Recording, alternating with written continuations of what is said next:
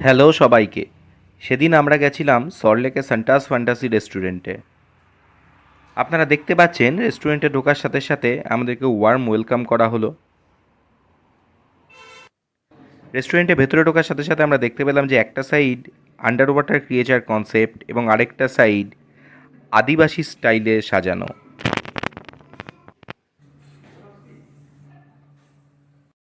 আমরা অর্ডার করেছিলাম American corn chaat, সরু চাকলি এবং ব্যাম্বো বিরিয়ানি।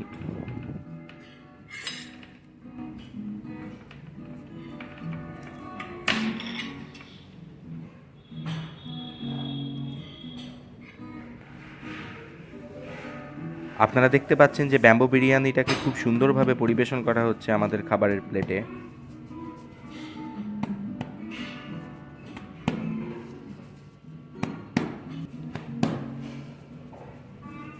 আপনারাও এখানে অবশ্যই একবার আসতে পারেন।